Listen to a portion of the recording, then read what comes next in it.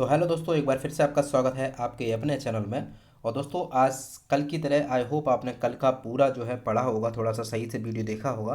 तो आज हम लोग पार्ट 2 लेके आए हैं यूपी स्पेशल का, और जल्दी से उसको डिस्कस कर लेंगे। सबसे पहले मैंने एक काम कल बताया था आप लोगों को कि एक सबसे पहले यूपी का मैप लेके आना है 40-50 रुपये का, और उसको जहाँ पे भी आप स्टडी करते हैं उसको बढ़िया तरीके से चिपका लेना है। और ये कुछ ऐसे राज्य हैं, और मतलब ये अलग अलग जो भी राज्य हैं उनसे कितने कितने जो है जिले टच होते हैं, ठीक, वो चीज़ आपको बढ़िया तरीके से स्टिकी नोट पे लिख लेनी है और चिपका लेनी है। ठीक है, तो ये जो है यूपी का मैप आप देख सकते हैं। अब चलिए शुरू करते हैं। कल जो है हमने दोस्तों यहाँ तक पढ़ लिया था, इसके ऊपर का सारा का सारा हमने पढ़ लिया था। ठीक, तो इसके ऊपर का जो भी था हमने पढ़ लिया था। और अब हम लोग जो है शुरू करते हैं आज का काउंटडाउन। तो इसको जल्दी से जो है थोड़ा सा एक बार रिवीजन कर लेंगे, उसके बाद चलेंगे। दोस्तों देखिए कि राजकीय पशु हमारा क्या है, बारहसिंगा। राजकीय पक्षी क्या है, सारस और क्रोंच।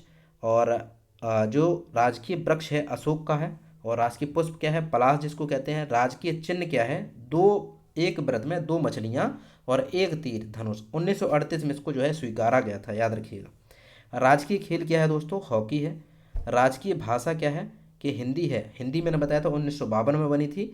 और इसके साथ साथ जो है उर्दू दूसरी भाषा बनाई गई, राजकीय भाषा 1989 को। ठीक है, और राजकीय जो नृत्य है वो क्या हमारा, कथक। तो इतनी बातें आई थिंक आपको याद रही होंगी। और अब हम लोग आगे मूव करते हैं। थोड़ा सा देखिए, आज आपको काफ़ी सारी जानने को मिलेगा चीज़ें, और वो चीज़ें जानने को मिलेंगी जो कहीं ना कहीं आप समझते हो, अरे यूपी में क्या है। देखिए आज क्या क्या बताते हैं हम लोग, क्या क्या यूपी में है क्या नहीं है। ओके, तो सबसे पहले हम लोग बात करते हैं। देखिए वही वही फैक्ट इसमें हम लोग पॉइंट आउट करने वाले हैं जो कहीं ना कहीं एग्जाम ओरिएंटेड होते हैं। तो ये जो है यूपी में सर्वप्रथम कौन थे उसके बारे में बात करते हैं। उत्तर प्रदेश के प्रथम राज्यपाल कौन थे, हम जानते हैं सरोजनी नायडू। और देश की महिला भी राज्यपाल पहली यही है, याद रखिए। यूपी के पहले कौन है भैया, मुख्यमंत्री गोविंद बल्लभ पंत। तो आपको ये भी पता होगा गोविंद बल्लभ पंत सागर झील है ना।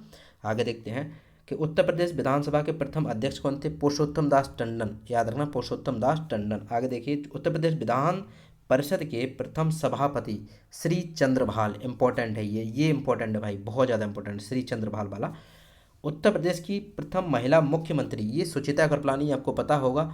और ये अगर देखा जाए तो पहली महिला भी यही है, पूरे भारत में भी यही है। ठीक है, पूरे भारत की भी पहली महिला मुख्यमंत्री भी यही है, सुचिता कृपलानी। ठीक, आगे देखिए, जेपी कृपलानी की बहन थी ये। ओके, उत्तर प्रदेश का प्रथम विश्वविद्यालय क्या है, इलाहाबाद विश्वविद्यालय। और ये 1887 में बनाया गया था।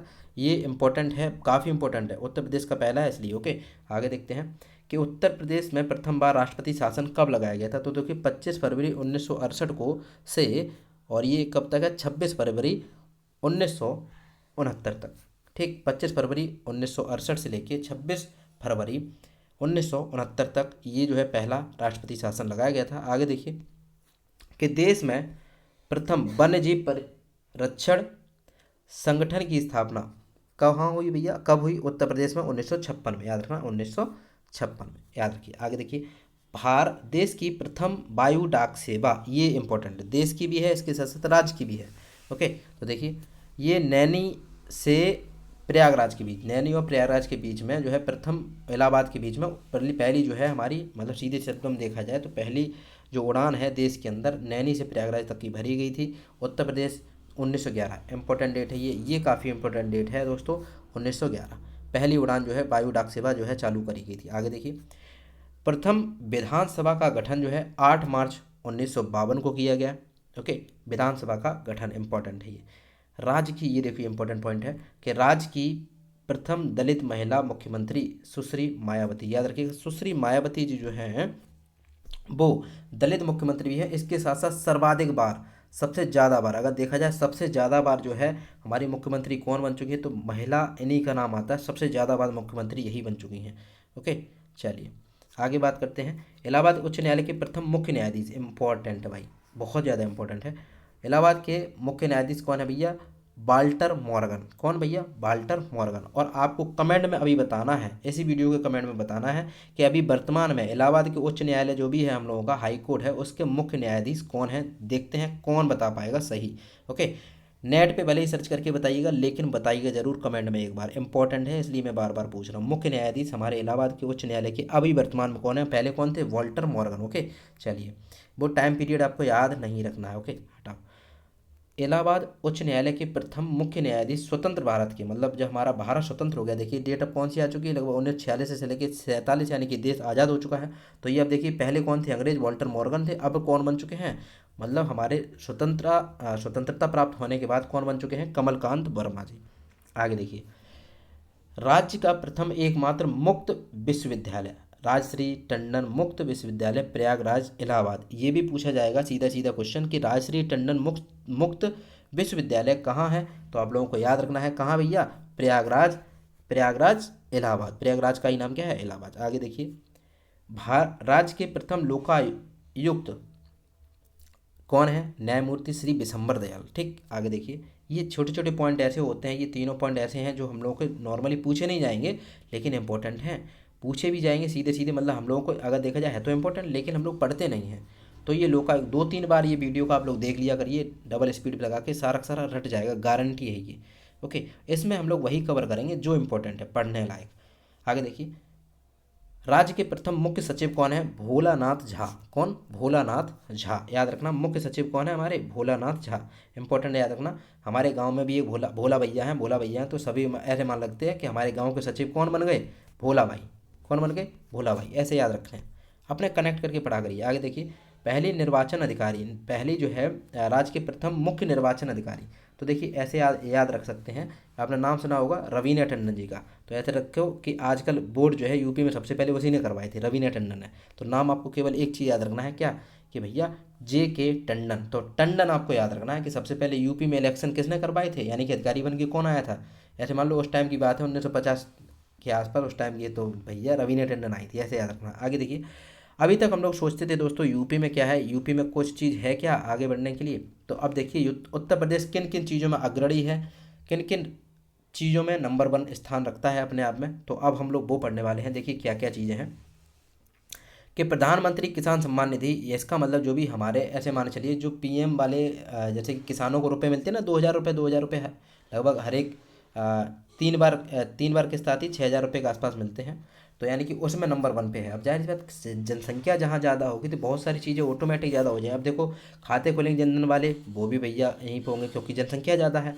ठीक है, रुपया ज़्यादा मिलेगा यहीं पे, याद रखना। इलेक्ट्रिक वाली चीज़ें अगर खरीदी जाएंगी, इलेक्ट्रिक वाहन जो होते हैं हमारे, जैसे स्कूटी हो गया, कार हो गया, जितनी भी सब चीज़ें क्या हैं, जितनी सारी सारी चीज़ें क्या हैं हमारी इलेक्ट्रिक वाली चीज़। जाहिर सी बात है कि अगर देखा जाए तो कहीं पे भी चले जाइए, हर एक 6 पुरुषों में से एक आदमी कहाँ का होता है, अपने यूपी का होता है। तो इसलिए क्या है कि भैया जब जहाँ की जनसंख्या सबसे ज़्यादा होगी तो वहाँ पे कोई भी स्कीम लॉन्च करिएगा कि जाहिर सी बात वहीं पे नंबर 1 रहेगी। तो जनधन खाते में भी नंबर 1 है, किसान सम्मान निधि भी में भी नंबर 1 है। ओके, आगे देखिए, जो मैंने वो कर रखे हैं, अंडरलाइन कर रखे हैं, बस वही आपको। गन्ना और चीनी के उत्पादन में लगातार तीसरी बार, प्रथम बार, तो याद रखना सबसे ज़्यादा हमारे गन्ना का उत्पादन कहाँ होता है, यूपी में।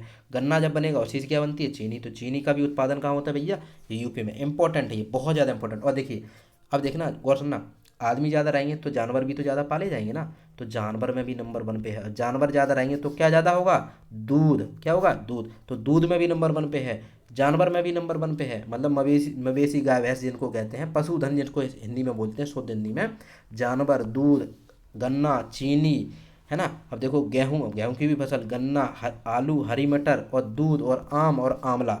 और कल मैंने बताया था आंवला जैसे ही आपके मन में आएगा तो आपको एक जो है जिला याद रखना है।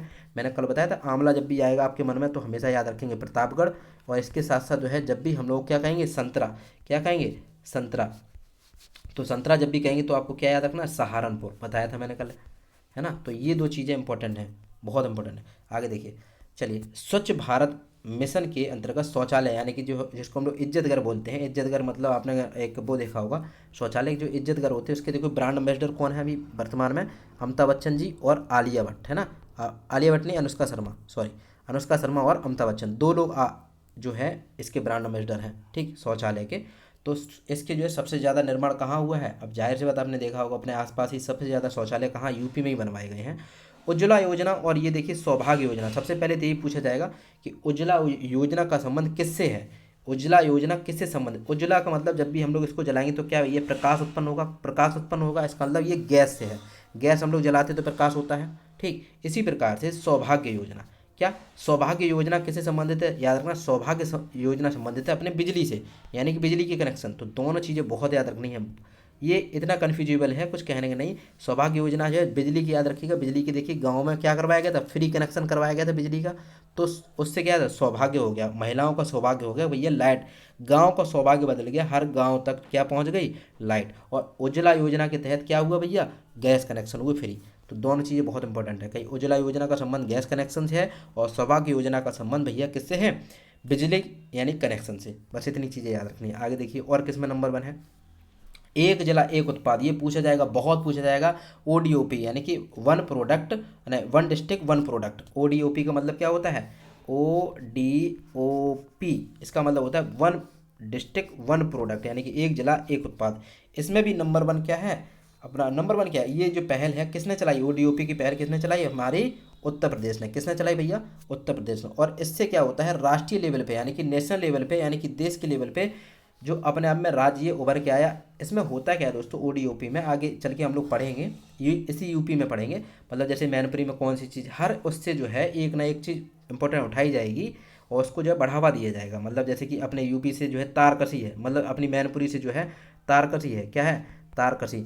तो तारकसी यहाँ की मतलब जो भी कला है, अब जैसे चिकन करी है लखनऊ ऐसे करके, तो जो भी कलाएं हैं वहाँ की उसको उठा के एक प्रोडक्ट को क्या करा जाएगा, मतलब ऊपर यानी कि ऐसे मतलब प्रमोट टाइप का किया जाएगा। ओके, तो एक जिला एक उत्पाद से हुआ क्या है, पूरे देश में जो है एक नाम मिला है यूपी को। तो ओडीओपी किसकी योजना है, यूपी की है। ठीक, इतनी चीज़ें हो गई। अब देखिए आगे इंपॉर्टेंट केवल पॉइंट है, हम लोग बस और कुछ नहीं पढ़ेंगे।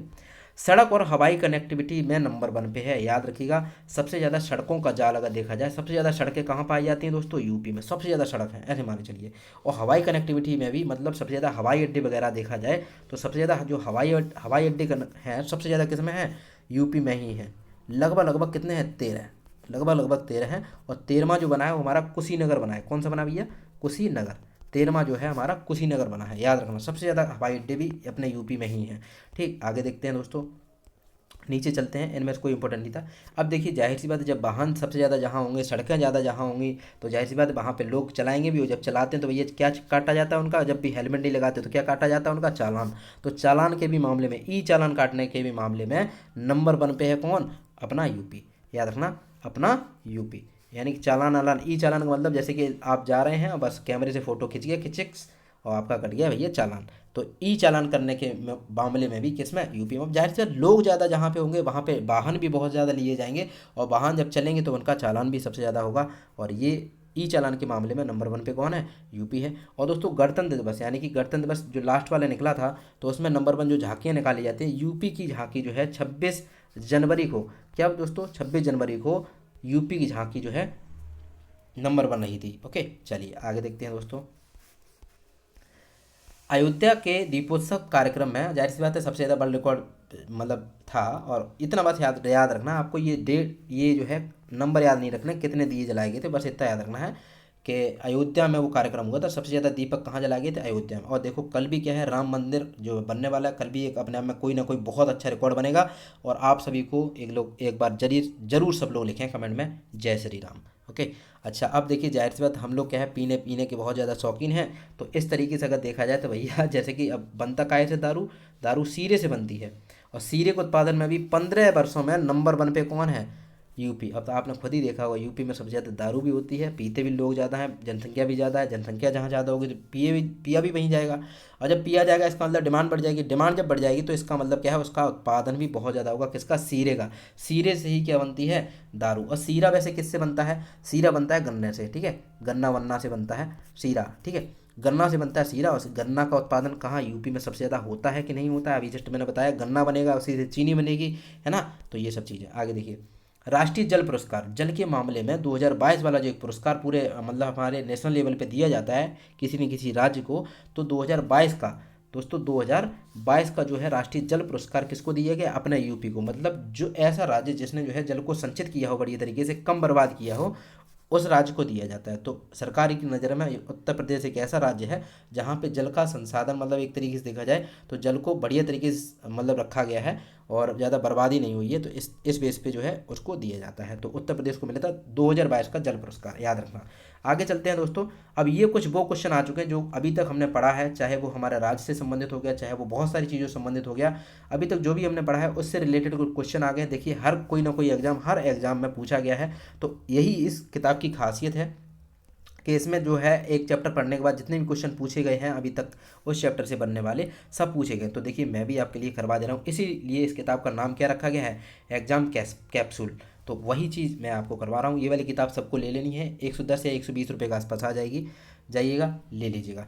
उत्तर प्रदेश, और ये आप जानते हैं यूथ कंपटीशन की है, उत्तर प्रदेश सामान्य ज्ञान कैप्सूल नाम से आती है। ठीक, आगे देखिए, तो ये कुछ क्वेश्चन आए हुए हैं, उनके ऊपर थोड़ा बात कर लेते हैं, उसके बाद आगे बढ़ते हैं।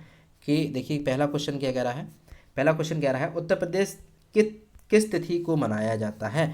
यूपी जो है 24 जनवरी को, मैंने बताया था 24 जनवरी सन 1950 को, है ना, 24 जनवरी और सन 1950 को क्या हुआ था हमारा, ये यूपी का नाम जो है आया था हमारे नज़र में। ठीक, यहाँ से 1950 मैंने दोस्तों कल बताया था कि प्रदेश का वर्तमान नाम क्या था, कल मैंने एक वीडियो में बताया था। उत्तर प्रदेश 2024 मतलब 24 जनवरी 1950 को जो है उत्तर प्रदेश नाम गढ़ा गया था, इसलिए उत्तर प्रदेश दिवस कब मनाया जाता है भैया, 24 जनवरी को। यानी कि सही तरीके से देखा जाए उत्तर प्रदेश कब गठित हुआ था, 24 जनवरी 1950 को, याद रखना। आगे देखिए कि भारत के कुल भौगोलिक क्षेत्र में उत्तर प्रदेश कितना भौगोलिक भाग, ये देखिए जस्ट अभी मैंने आगे भी बताऊंगा, और देखना ये भी आ गया यहाँ पे क्वेश्चन, याद रखना। जैसे कि मान लेते हैं कि ये रहा अपना पूरा देश, अपना पूरा देश ये रहा, अगर मैं इसको 100 रुपये मानता हूँ, 100 रुपये अगर इसको मानते हैं यानी कि 100% मानता हूँ, तो अकेले यूपी जो है भौगोलिक भाग कितना रखता है, 7.33%। और इस हिसाब से क्या मैंने कल बताया था कि पहले नंबर पे कौन सा आता है, पहले हमारा राजस्थान आता है, फिर हमारा एमपी आता है, फिर दोस्तों हमारा आता है महाराष्ट्र, उसके बाद आता है हमारा क्या, यूपी। यानी कि इस हिसाब से देखा जाए चौथे नंबर पे कौन सा आता है, फोर्थ प्लेस पे हमारा कौन होता है भैया, फोर्थ प्लेस पे कौन आता है, हमारा यूपी आता है, याद रखना। चौथे नंबर पे हमारा यूपी आता है, ये भी आपको याद रखना है। आगे, उत्तर प्रदेश सरकार ने ऐतिहासिक इमारत जुड़वा मछली का राज्य चिन्ह अंगीकृत किया गया, ये इंपॉर्टेंट। देखो अभी मैंने बताया था कि भैया ये जो है वैसे कब से लिया गया था, 1938 से लिया गया था, है ना। तो वो हमने बताया था दोस्तों कि जो आपका जो जुड़वा मछली है वो कहाँ से लिया गया है, रूमी दरवाज़ा से, याद रखना कहाँ से है भैया, ये रूमी दरवाज़ा से ये उठाया गया है। जो ऐसा एक तीर है ना, एक तीर बना हुआ है और दो यहाँ पे एक मछली बछली बन रखी है, तो यही हमारा यूपी का राजकीय चिन्ह है, और वही रूमी दरवाजा से लिया गया है ये मछली वाला चिन्ह। उत्तर प्रदेश कौन सा जिला सबसे छोटा है, तो मैंने बताया था हापुड़। हापुड़ से मैंने कल बताया था आपको, क्या याद रखना दोस्तों, पापड़। और पापड़ कैसा होता है, एकदम से टूट जाता है ना, पापड़ एकदम से टूट जाता है, तो आपको याद रखना सबसे छोटा जिला कौन सा हो गया, हापुड़। और सबसे बड़ा जिला मैंने बताया था दोस्तों कौन सा, लखीमपुर खीरी, लखीमपुर खीरी। ठीक है, ये मैंने बताया था, याद होगा शायद आपको, लखीमपुर खीरी सबसे बड़ा जिला है। आगे देखिए, उत्तर प्रदेश का कौन सा जनपद नेपाल के साथ सीमा साझा नहीं करता, तो ये ऑप्शन के अकॉर्डिंग हुआ होगा, कभी कोई क्वेश्चन आया होगा, कुशीनगर। ठीक है, याद रखिए। उत्तर प्रदेश का राजकीय चिन्ह कौन क्या नहीं है, राजकीय चिन्ह में क्या नहीं है दोस्तों, कल मैंने आप लोगों को बताया था कि राजकीय चिन्ह में क्या क्या चीज़ें पाई जाती हैं, वो भी थोड़ा सा हम लोग देख लेते हैं। ठीक, कि देखिए एक व्रत में दो मछलियां हैं और एक तीर धनुष है, एक तीर धनुष है, 1938 में इसको जो है स्वीकृत किया गया था, ऐसे मैंने बताया था। एक रहा हमारा क्या व्रत, व्रत में एक क्या है भैया, तीर का धनुष है, ऐसे मान लेते हैं, एक तीर धनुष है ऐसे करके, ओके। इसमें एक मछली ये रही और एक मछली ये रही, बस इतनी चीज़ें हैं इसके राजकीय चिन्ह में, तो मोर वोर वगैरह ये कुछ भी चीज़ें हैं ही नहीं, ओके। आगे देखिए, उत्तर प्रदेश के न्यूनतम क्षेत्रफल वाला जनपद कौन सा, मतलब सबसे कम क्षेत्रफल जिसका है, तो गौतम बुद्ध नगर, बिल्कुल छोटा रहा है। ठीक, ओके। और क्षेत्रफल की दृष्टि से सबसे छोटा कोई पूछ ले तो हापुड़ है। ठीक, आगे देखिए, उत्तर प्रदेश के सबसे अधिक और सबसे कम क्षेत्रफल वाले जनपद कौन से हैं, देखो कल भी मैंने बताया था। देखिए यहाँ पे ये ऑप्शन के अकॉर्डिंग आ रहे हैं क्वेश्चन। अब वैसे अगर आपसे कोई सबसे छोटा पूछता है, कोई भी सबसे छोटा पूछता है, हमेशा आप हापुड़ ही लगाएंगे। ये जो क्वेश्चन है, जैसे कि ये रहा न्यूनतम क्षेत्रफल वाला जिला, है ना, तो ये ऑप्शन कोई चार दिए गए होंगे, उनमें से जो सबसे छोटा होगा, जैसे ये चार ऑप्शन उनमें से ये हो गया जिसमें हापुड़ नहीं होगा, इन तीनों ऑप्शन में हापुड़ नहीं होगा। वैसे हापुड़ अगर सबसे छोटा है, ओके। और ये देखिए मैंने अभी जस्ट बताया लखीमपुर खीरी सबसे बड़ा है, और दोस्तों हापुड़ जो है आपका सबसे छोटा है। लखीमपुर खीरी सबसे बड़ा है और हापुड़ हमेशा सबसे छोटा है। ये दो आपको याद रखना है, बाकी कोई याद नहीं रखना। उत्तर प्रदेश का सबसे बड़ा जिला कौन सा है, लखीमपुर खीरी, जस्ट मैं अभी बता चुका हूँ दोस्तों, ओके। आगे देखिए, और उत्तर प्रदेश का कौन सा जनपद उत्तरांचल, हरियाणा और हिमाचल प्रदेश के साथ सीमा साझा करता है, कल मैंने बताया था हिमाचल प्रदेश, जैसे ही आपको नाम आएगा याद आएगा। और हिमाचल प्रदेश अगर मैं एक छोटा सा नक्शा मान लो बनाने की कोशिश करूँ ऐसे यूपी का, ठीक, वो भारत का, तो ये रहा देखो भारत का नक्शा, और यहाँ मान लो तो हमारा यूपी इतने में फैला हुआ है, और यहाँ पड़ता है क्या, यहाँ पे पड़ता है भैया एचपी यानी कि हिमाचल प्रदेश, और यहाँ एक जिला टच होता है, यहाँ पे दोस्तों एक जिला टच होता है जिसको हम लोग कहते हैं सहारनपुर। अब ये छोटी स्क्रीन है, हाथ से लिख रहा हूँ, कुछ दिनों में जल्दी से क्या होगा हमारे पास, क्या आ जाएगा, पेन टैब आ जाएगा, उससे समझाया करेंगे बढ़िया तरीके से, तो कोई दिक्कत तब नहीं आएंगी, ओके। चलिए, तो सहारनपुर जैसे ही मैं बोलूँगा आपको, जब मैंने बताया था, दो आपको सीधे सीधे जिले नाम याद रखना है, एक तो आपको प्रतापगढ़ याद रखना है, और दूसरा आपको याद रखना है कि दोस्तों क्या, सहारनपुर। सहारनपुर जैसे ही मैं बोलूँगा आपको संतरा याद आना चाहिए, और प्रतापगढ़ जैसे ही बोलता हूँ तो आपको आंवला याद आना चाहिए, याद रखना, ठीक है। यानी कि आंवले के लिए फेमस कौन सा है, प्रतापगढ़, और सहारनपुर के लिए क्या फेमस है भैया, संतरा। ठीक, आगे देखिए कि उत्तर प्रदेश का ये तो मैं नहीं बताऊंगा, कल मैंने सीधा सीधा बता ही दिया था, चारों जल्दी से बता देता हूँ। देखिए कि ईस्ट, वेस्ट, नॉर्थ और साउथ, पूर्वी जिला मैंने बताया था। चार सीधे सीधे, जैसे हम लोग बस पे बैठते हैं तो वो लोग आवाज़ लगाते हैं ना, इसी प्रकार से हम लोग भी आवाज़ लगाएंगे कि क्या बोलेंगे, बलिया, शामली, है ना, सहारनपुर, सहारनपुर और सोनभद्र। ठीक, तो याद रखना है क्या, कि बलिया जो है पूर्वी है, और पश्चिमी कौन सा है, शामली है, और उत्तरी कौन सा, सहारनपुर है। इसके साथ साथ जो दक्षिणी है हमारा सोनभद्र है। चारों आपको याद हो गए होंगे, ईस्ट, वेस्ट, नॉर्थ, साउथ, 3 बार बोलिया बोलना मेरे साथ, east, west, north, south, Ballia, Shamli, Saharanpur, Sonbhadra, Ballia, Shamli, Saharanpur, Sonbhadra, Ballia, Shamli, Saharanpur, Sonbhadra. याद हो चुके होंगे, कोई दिक्कत नहीं, ऐसे ही आपको रटने हैं, ऐसे मान लीजिए। उत्तर प्रदेश की सीमा रेखा कितने राज्यों से मिलती है दोस्तों, इसमें राज्य नॉर्मली पूछे गए, ऑप्शन अगर आठ हो तो 8 लगाइए। और वैसे अब जो है ज़्यादातर यूपी ट्रिपल सी जब भी एग्जाम लेती है, कोई भी लेती है, तो हमेशा 9 आंसर मानती है। अगर ऑप्शन में 9 मिलता है तो हमेशा 9 लगाइए, क्योंकि 8 राज्य और एक हमारा केंद्र शासित प्रदेश है। इस तरीके से टोटल कितने बनते हैं, 9 बन जाते हैं। ओके, चलिए, उत्तर प्रदेश कुल कितने जिले हैं, तो कल मैंने बताया था जनपद कितने हैं, जनपद हमारे कितने हैं भैया, 75। कल ही मैंने बताया था 18 जिनमें से क्या है, 18 बताए थे मैंने मंडल दोस्तों। और नगर निगम अगर पूछा जाए, नगर निगम, नगर निगम कितने हैं, 17, याद रखना। और 17वां जो है हमारा नगर निगम कौन सा है, 17वां हमारा शाहजहाँपुर है। क्या है भैया, शाहजहाँपुर। ओके, 17वां नगर निगम कौन सा बनाया गया है, शाहजहाँपुर। ये भी आपको याद रखना है। आगे देखिए दोस्तों, उत्तर प्रदेश का भारत की दृष्टि से अभी जस्ट मैंने थोड़ी देर पहले बताया, सबसे पहले कौन सा था, जल्दी से रिकॉल करिए, राजस्थान, उसके बाद एमपी, उसके बाद देखिए महाराष्ट्र, और उसके बाद हमारा यूपी। यानी कि यूपी देखिए कितने नंबर पाया है, चौथे नंबर पाया है, 4th नंबर पे क्षेत्रफल की दृष्टि पाता है, तो यूपी का स्थान चौथा नंबर को गया। ओके, आगे देखिए, उत्तर प्रदेश का राजकीय पक्षी क्या है, सारस क्रॉन्च, मैंने बता चुका था। उत्तर प्रदेश कब अस्तित्व में आया, 1 अप्रैल 1937 को आया अस्तित्व में, जबकि उत्तर प्रदेश राज्य का गठन अभी जस्ट मैंने बताया था क्या, 24 जनवरी कब भैया, 1950 को। तो 24 जनवरी को यूपी दिवस मनाया जाता है। ओके, याद रखना। आगे देखिए, उत्तर प्रदेश का राजकीय पशु क्या है, बारहसिंगा, मैं बता चुका हूँ, राजकीय पशु क्या है, बारहसिंगा। आगे देखिए, ये भी देखो आ चुका है, इसका नाम बदलकर उत्तर प्रदेश कब कर दिया गया, 24 जनवरी 1950 को, अभी जस्ट मैंने एक बताया। ठीक, आगे देखिए, मेरे साथ बने रहिए, गारंटी है ये, इसी वीडियो को 2 से 3 बार देख लेना, काम हो जाएगा पूरा 101%। आगरा, अवध और संयुक्त राज्य, जिन्हें जो है उत्तर प्रदेश के नाम से जाना जाता है, ने वर्ष 1921 में अपनी राजधानी को 1921 में राजधानी को इलाहाबाद से कहाँ भेजा था, लखनऊ। तो दोस्तों देखो, मैंने कल बताया था, कल वाले क्वेश्चन में, कि 1921 में जो है हमारी राजधानी को क्या बनाया गया था दोस्तों, हमारी राजधानी को 1921 में लखनऊ बनाया गया था, इलाहाबाद से इसको ट्रांसफ़र किया गया था। लेकिन हुआ क्या दोस्तों, कि 1935 से ये पूछा जाएगा, वो यूपी की जो राजधानी है हमारे लखनऊ, तो वो जो है कब से, मतलब है तो 1935 से हमारी राजधानी क्या है, लखनऊ। उससे पहले क्या हुआ करती थी भैया हमारी, उससे पहले हुआ करती थी हमारी इलाहाबाद। क्या होती थी भैया, इलाहाबाद, यानी कि प्रयागराज। इससे पहले प्रयागराज होती थी। तो 1921 में वो बदल के कहाँ कर दी गई, आंशिक रूप से दोस्तों 1921 में कर दी गई थी, 1921 में आंशिक रूप से लखनऊ कर दी गई। ठीक, उसके बाद जैसे एक ईयर आती है जिसका नाम होता है 1935 में ये फाइनली क्या बन जाती है, लखनऊ। और तब से लेके आज तक, यानी कि 1935 से लेके आज तक, 1935 से लेके आज तक हमारी राजधानी क्या बनी हुई है, आज तक, है ना। तो ये हमारी राजधानी क्या बनी हुई है, लखनऊ, यानी कि यूपी की राजधानी 1935 में इसको चुना गया था। ठीक, आगे चलिए। अब देखिए इंपॉर्टेंट और है ये, उत्तर प्रदेश किस शहर के को पूर्व का ग्रास कहा जाता है, ऐसे क्वेश्चन बहुत आते हैं दोस्तों। देखिए, ठीक, देखिएगा, उत्तर प्रदेश के किस शहर को पूर्व का ग्रास कहा जाता है, नाम से जाना जाता है, तो देखिए दोस्तों क्या, कन्नौज का नाम जो है, हम लोग याद रखिए, कन्नौज को इत्र नगरी भी बोलते हैं, खुशबुओं का शहर भी बोलते हैं। क्या बोलते हैं भैया, खुशबुओं का शहर। ओके, क्योंकि यहाँ पे वो बनता है हमारा इत्र। इसके साथ साथ इसको और बोलते हैं, क्या बोलते हैं वो भी समझिए, इसको कर्णकुब्ज भी बोलते हैं। क्या बोलते हैं बेटा, कर्णकुब्ज। ठीक, इसका ये पुराना नाम है कर्णकुब्ज, यानी कन्नौज का क्या है, कर्णकुब्ज, याद रखना, बहुत इंपॉर्टेंट है।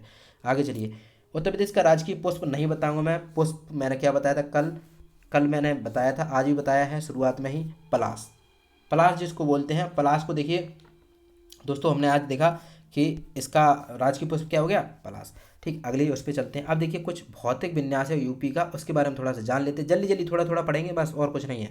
देखिए क्या है, उत्तर जो मैंने हाईलाइट कर रखा है केवल उतना पढ़िए, और कुछ भी आपको पढ़ने की जरूरत नहीं है, टेंशन फ्री रहिए एकदम। अब देखिए उत्तर प्रदेश का वर्तमान भौगोलिक स्थिति। अब वैसे तो हम लोग जानते हैं दोस्तों कब, 24 जनवरी 1950 को, 24 जनवरी 1950 को हमारा यूपी का नाम बना गया, और 24 जनवरी को ही हम लोग क्या मनाते हैं, यूपी डे मनाते हैं, यानी कि उत्तर प्रदेश दिवस मनाते हैं। उत्तर प्रदेश का वर्तमान भौगोलिक स्वरूप जो है 9 नवंबर 2000 को आया। अच्छा, कल की अगर वीडियो आप लोगों ने देखी होगी, ये वो डेट है दोस्तों 9 नवंबर 2000, जब जो है यूपी से, ये रहा यूपी भैया, ये रहा हमारा उत्तराखंड, ठीक है, ये दोनों कैसे हो गए, अलग अलग हो गए, अलग अलग हो गए, और ये इसको उठा के कहाँ कर दिया गया, इधर, मतलब उठा गया ना गया वहीं है, तो इसको अलग कर दिया गया। कितने जिले काटकर, 13 जिले काटकर उत्तराखंड बना दिया गया था, 13 जिले काटकर उत्तराखंड बना दिया गया, और ये वही डेट है। और उत्तराखंड दोस्तों जो बना था वो कौन सा राज्य बना था भारत का, 27वां राज्य, 27वां राज्य जो है, कितने जिले काटकर, 13 जिले काटकर। तो उस दिन जो है हमारा यूपी जो है अलग हो जाता है, वो डेट थी हमारी क्या, 9 नवंबर सन 2000। ठीक, आगे चलते हैं। अब देखिए दोस्तों कि कल मैंने एक और बताया था, जल्दी से याद कीजिए, जल्दी से। ऐसी ऐसी लंबाई मैंने कितनी बताई थी, याद रखिए, 650 किलोमीटर। और जो खड़ी खड़ी लंबाई है, यानी कि सीधे तरीके से देखा जाए उत्तर से लेके दक्षिण तक, वो कितनी है, 240 किलोमीटर। और अगर हम लोग देखें पूरब से लेके पश्चिम तक, पूरब से लेके पश्चिम तक कितनी है, 650 किलोमीटर, कल मैंने बताया था आपको। ओके, अब देखिए इसका पूरा क्षेत्रफल भी कल मैंने बताया था, ये रहा हमारा मान लो पूरा यूपी, उसका मैंने कल क्षेत्रफल बताया था 240,928, याद रखना, बताया था मैंने 240,928 वर्ग किलोमीटर, यानी किलोमीटर स्क्वायर। ठीक, तो ये चीज़ आपको याद रखनी चाहिए। अब देखिए सबसे उत्तरी जिला नहीं बताऊंगा मैं, अभी जस्ट मैंने बताया, क्या बताया, जल्दी जल्दी से याद कीजिए इसको। अगर थोड़ा सा अपने माइंड को आंखें बंद करके तब बोलिएगा मेरे साथ कि बलिया, शामली, सहारनपुर, सोनभद्र, जैसे बस वाले चिल्लाते हैं ना, कुर्रा पतारा रामपुरा मेरापुर, कुर्रा पतारा रामपुरा मेरापुर, इसी तरीके से आपको चिल्लाना है 2-3 बार, बलिया, शामली, ठीक है, सहारनपुर और फिर सोनभद्र, बस इतना 2-4 बार बोल दोगे, बलिया, शामली, सहारनपुर, सोनभद्र, ऐसे ही मैंने रटा था, आपको यही बताता हूँ मैं। ठीक, बलिया, शामली, सहारनपुर, सोनभद्र, बस हो गया काम। सबसे पूर्वी जिला ये कुछ अब रटने की जरूरत नहीं है। आगे देखिए कि उत्तर प्रदेश की सीमावर्ती राज्यों में हिमाचल प्रदेश, बिहार, उत्तराखंड। अच्छा, कल आपको शायद अगर पता होगा, देखिए मैंने कहा था नेपाल, नेपाल और बिहार है ना, और एक और मैंने बताया था कौन सा, यूके। ये तीनों कैसे कैसे रहेंगे हमेशा साथ साथ, यानी कि इनसे जो है उत्तर प्रदेश के साथ साथ जिले जो हैं टच होते हैं। ओके, ठीक, और इसके साथ साथ जो दिल्ली है, दिल्ली से, दिल्ली और राजस्थान बताया था मैंने, दिल तो वही जीत पाएगा जो राज करेगा, दिल तो वही जीत पाएगा जो है राज करेगा, यानी कि राजस्थान और हमारा दिल्ली, इतने ये दो दो जिले जो है स्पर्श करते हैं। राजस्थान से कौन कौन सा दोस्तों करता है, कल मैंने खुद बताया था, क्या बताया था, राजस्थान से मथुरा और आगरा। ओके, चलिए, इस प्रकार से उत्तर प्रदेश जो है कुल 8 राज्यों और एक संघ राज्य क्षेत्र, यानी कि दिल्ली है ना, यानी कि यूनियन टेरिटरी जिसको बोलते हैं, दिल्ली।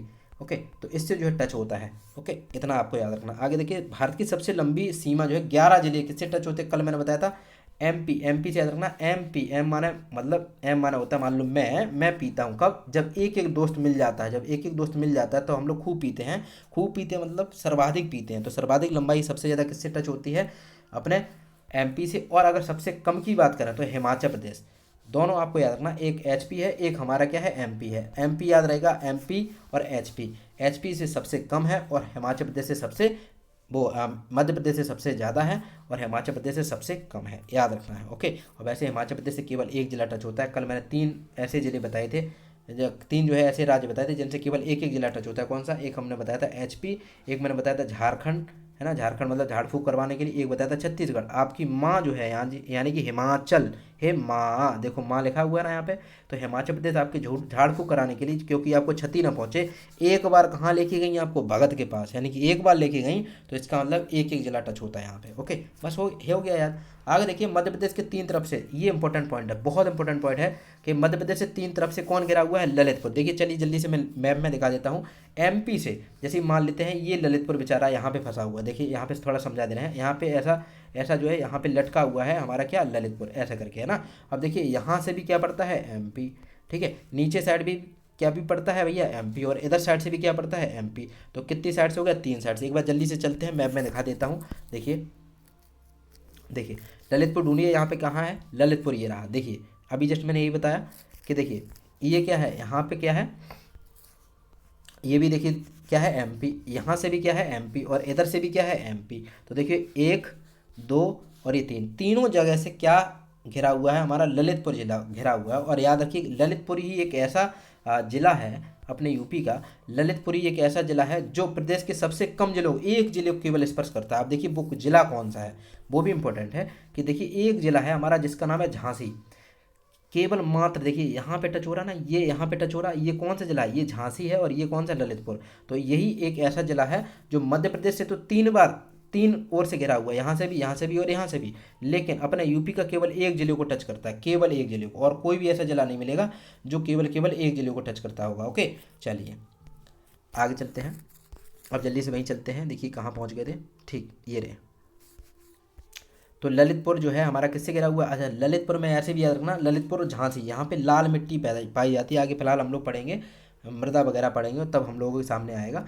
फिलहाल तो आपको इतना याद रखना कि एमपी से ललितपुर जो है एमपी से 3 तरफ से घिरा हुआ है। आगे देखिए क्षेत्रफल की दृष्टि से, अब ये बार बार मुझे नहीं बताना पड़ेगा कौन से नंबर पर आता है, चौथे नंबर पे। एक बार जल्दी से फिर से रिवीजन हो जाए, जितनी बार करेंगे उतना बढ़िया है। राजस्थान, एमपी, महाराष्ट्र और इसके साथ साथ हमारा चौथे नंबर पे कौन, यूपी। ओके तो ये बता चुका था मैं, आगे चलिए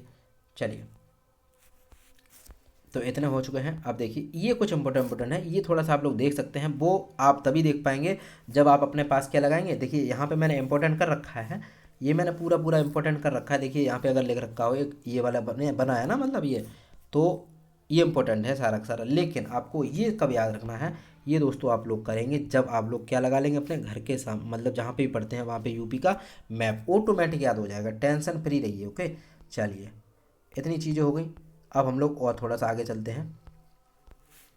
चलिए जो अब देखो उस टाइम मैंने क्या बताया, अभी जस्ट मैंने थोड़ी देर पहले बताया है, क्या क्या बताया है दोस्तों, कि एक हमारा क्या हो गया नेपाल, एक हो गया हमारा बिहार और एक हो गया हमारा क्या यूके यानी कि उत्तराखंड। इनसे 7 जिले टच होते हैं। अब देखिए कौन कौन से जिले होते हैं। अब इनमें से ये पूछ लिया जाता है कि निम्न में से कोई 3 दे दिए जाएंगे जो मतलब टच हो रहे होंगे, एक नहीं हो रहा होगा, या फिर एक ऐसा दे दिया जाएगा जो टच हो रहा होगा, 3 नहीं हो रहे होंगे। तो उनमें से आपको याद करना पड़ता है। देखिए कौन कौन सा, फिलहाल तो इसमें देखिए पीलीभीत हो गया, लखीमपुर खीरी हो गया। बताया लखीमपुर खीरी देख के आपको क्या याद आता है, क्या याद आता है लखीमपुर खीरी देख के, आपको केवल ये याद आता है कि सबसे बड़ा जिला है। बहराइच हो गया, श्रावस्ती हो गया, बलरामपुर हो गया, सिद्धार्थनगर हो गया, महाराजगंज हो गया। इतने जो है देखो 1 2 3 4 5 6 7, तो 7 जिले ऐसे हैं जो हमारे किसके साथ टच होते हैं दोस्तों, वो हमारे टच होते हैं नेपाल के साथ। ठीक नेपाल 7।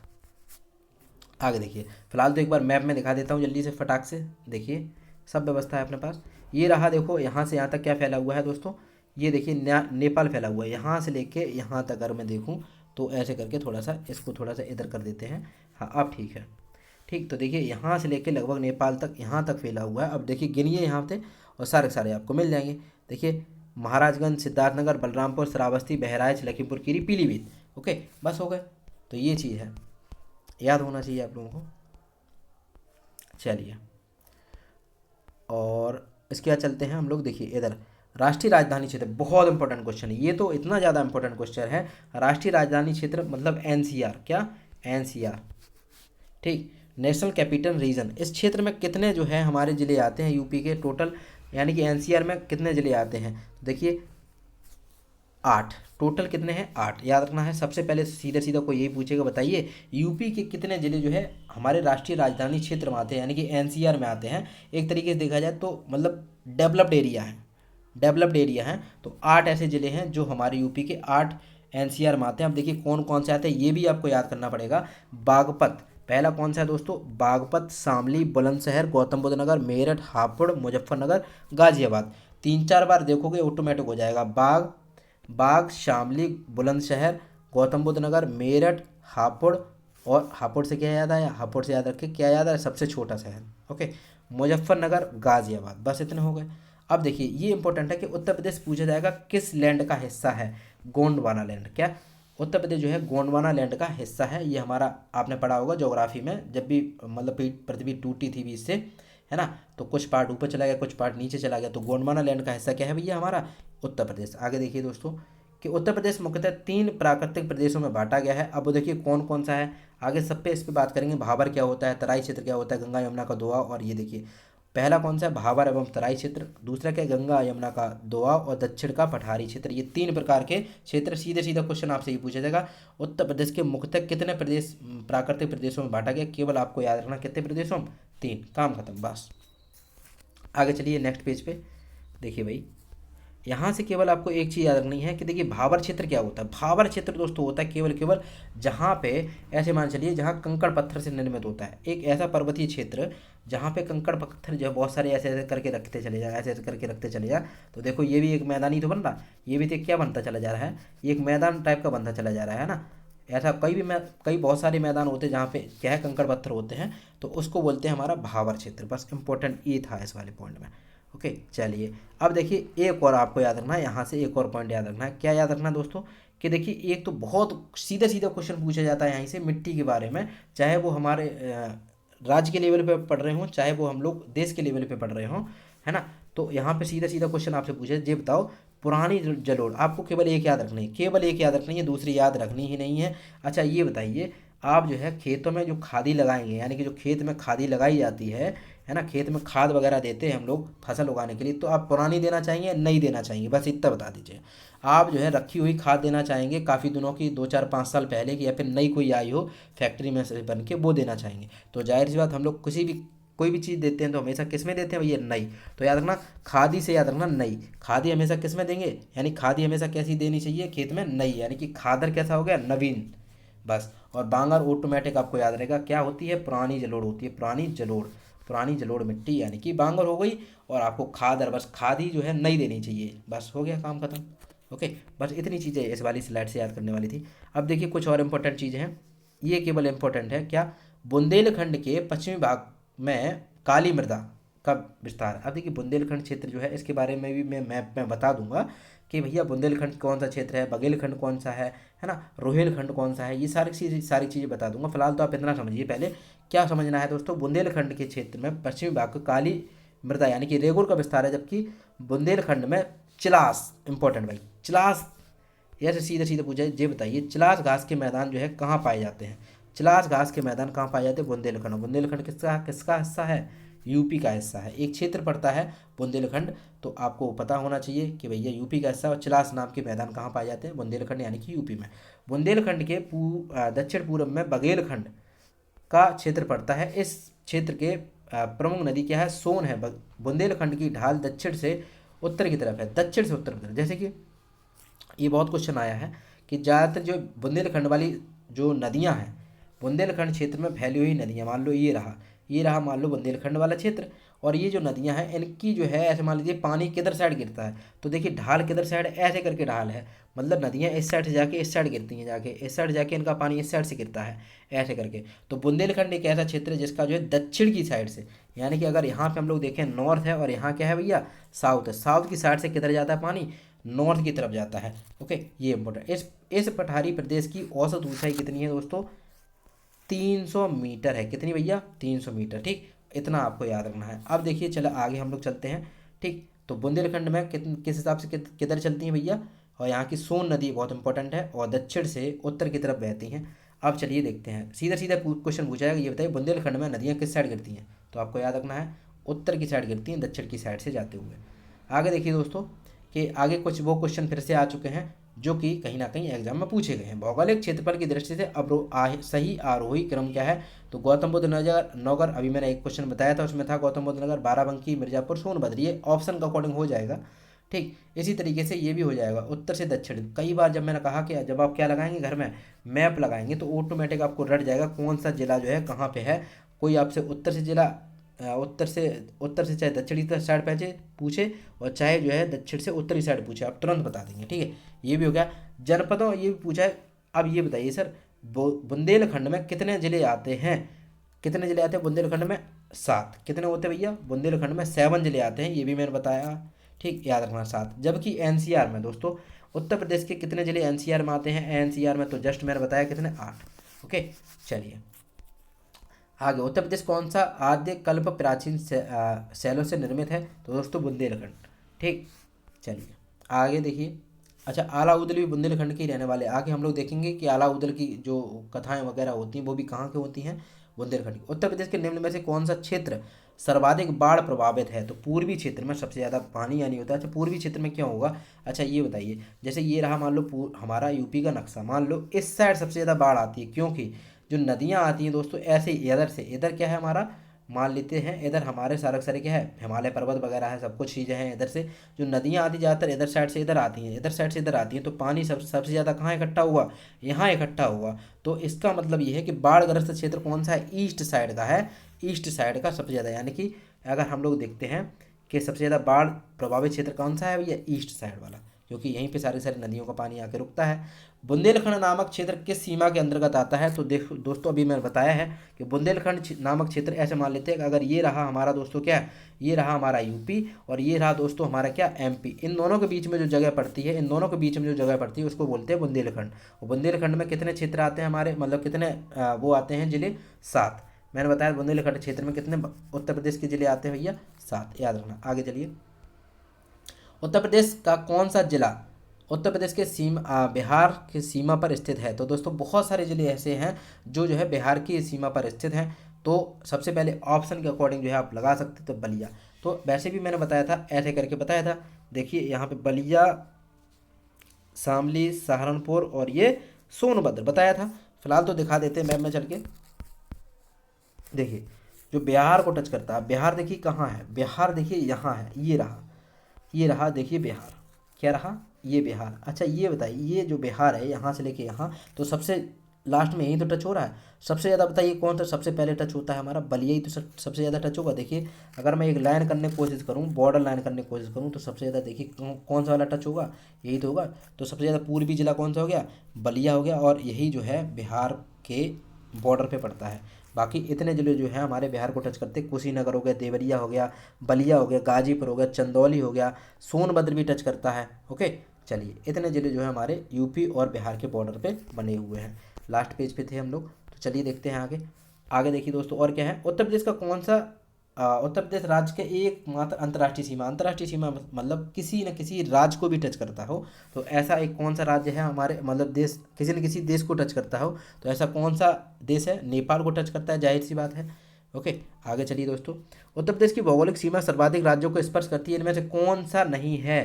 तो हमने देखा था दोस्तों कि एक अभी क्वेश्चन मैंने देखा था, क्या देखा था, उड़ीसा, उड़ीसा इसमें नहीं है। अच्छा कौन कौन से ऐसे कौन से हैं जो हमारा टच करता है, तो देखो सारे सारे मैं बता चुका था आप लोगों को, तो जल्दी से एक बार रिकॉल कर लेते हैं माइंड में, देखते हैं क्या हम लोग कर पाएंगे, बिल्कुल कर पाएंगे। देखिए सबसे पहले यूपी जो किस किस को टच करता है, देखिए हरियाणा को करता है, बिल्कुल करता है दोस्तों, आपको पता होगा 6 को। इसके साथ साथ दिल्ली को टच करता है, बिल्कुल करता है भैया, दिल्ली मान लेते हैं, दिल्ली ये लिखा है 2। ओके इसके साथ साथ राजस्थान को करता है, राजस्थान बिल्कुल 2 हो गया। ओके छत्तीसगढ़ को करता है 1, बिल्कुल सही है। उसका झारखंड को करता है, बिल्कुल सही है 1। ओके इसके बाद हिमाचल प्रदेश को करता है, बिल्कुल सही है 1। ओके हिमाचल प्रदेश को याद होगा आप लोगों को सबसे कम करता है, जबकि जो है एमपी को सबसे ज़्यादा करता है, यानी कि एमपी कितने हो गए भैया, 11। ओके चलिए ये भी हमें याद है। आगे देखते हैं बिहार, मैंने 3 जिले बताए थे कौन कौन से, मतलब 3 चीज़ें बताई थी, क्या, नेपाल और यूके यानी कि उत्तराखंड और एक हमारा बिहार, ये कितने थे, ये सारे सारे कैसे रहेंगे, 7 7 7 रहेंगे, तो ये 7 7 हो गए। ओके और एक हमारा सबसे ज़्यादा बता ही दिया मैंने कौन सा, आई थिंक मैंने सारे सारे बता ही दिए हैं। ठीक तो देखिए कौन कौन से दोस्तों, एक उत्तराखंड जल्दी से देख लीजिए, उत्तराखंड हो गया, एक हमारा एचपी यानी कि हिमाचल प्रदेश हो गया, एक हमारा हरियाणा हो गया, एक हमारा दिल्ली हो गया डीएल, एक हमारा दोस्तों देखो राजस्थान हो गया, एक हमारा दोस्तों देखिए एमपी हो गया, और एक हमारा दोस्तों देखिए कौन सा, छत्तीसगढ़ हो गया, CH यहाँ पे लिख देता हूँ, एक हमारा झारखंड हो गया, और एक हमारा क्या हो गया, बिहार हो गया, और एक हमारा नेपाल हो गया। बस इतने जो है हमारे टच होते हैं यूपी से। ठीक तो इनमें से बताओ क्या उड़ीसा नाम सुना आप लोगों ने, नहीं सुना, तो इसका मतलब उड़ीसा आंसर नहीं होगा। ये ऑप्शन का अकॉर्डिंग आप लोग कर लेंगे, जब आप लोग क्या लगा लेंगे अपनी दीवार पे सामने मैप, तब हो पाएगा काम।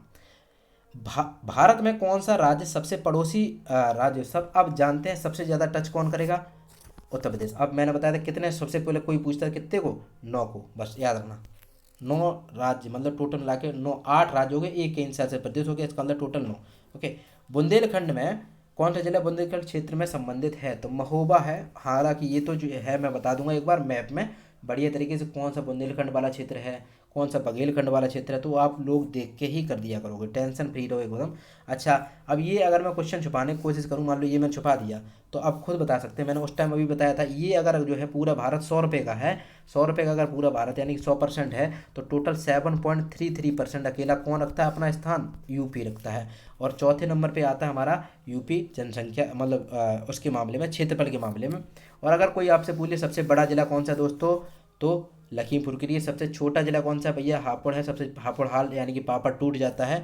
और आप लोगों से अगर देखा जाए दोस्तों कि कौन सा राज्य उत्तर प्रदेश का सीमावर्ती राज्य है। तो इसमें ऑप्शन के अकॉर्डिंग होगा, जैसे मान लीजिए एक मैं ऑप्शन दे देता हूँ उड़ीसा, एक मैं दे देता मान लो केरला, है ना, और एक मान लो जो है ऑप्शन दे देता हूँ मान लो तमिलनाडु। तो इनके अकॉर्डिंग आप लोग देख के लगा दोगे। राजस्थान, राजस्थान से मैंने बताया था, राजस्थान से कौन कितने टच करते हैं, राजस्थान से दोस्तों टच करते हैं दो, राजस्थान से दो टच करते हैं। कौन कौन से, एक हमारा प्यारा सा आगरा जिसमें ताजमहल है, और दूसरा हमारा मथुरा जिसमें से हमारे कन्हैया जी की जगह है। ओके, तो यानी कि मथुरा और आगरा जो है हमारे राजस्थान को टच करते हैं। इसके साथ साथ मैंने बताया था आगरा एक ऐसा जिला है, आगरा एक ऐसा जिला है जो झाड़ियों के लिए प्रसिद्ध है। सबसे ज़्यादा झाड़ियाँ कहाँ पाई जाती हैं, सबसे ज़्यादा झाड़ियाँ कहाँ पाई जाती हैं दोस्तों, आगरा में। और आप लोग जब एंट्री भी करते होंगे वाटर बॉक्स वगैरह पे, तो आपने देखा होगा बहुत सारी झाड़ियाँ वहाँ पे खड़ी रहती हैं, बहुत सारी झाड़ियाँ खड़ी रहती हैं। ठीक, यानी कि जो जिसको हम लोग देसी भाषा में झांकर बोलते हैं, बहुत सारे बबूल के पेड़ वगैरह खड़े रहते हैं। तो इसका अंदर सबसे ज़्यादा झाड़ियाँ कहाँ पाई जाती हैं, अपने यानी कि आगरा में। तो ये दोस्तों लास्ट पेज था। आई होप अगर आपने यहाँ तक मेरे साथ सही से जो है मेहनत की है बढ़िया तरीके से,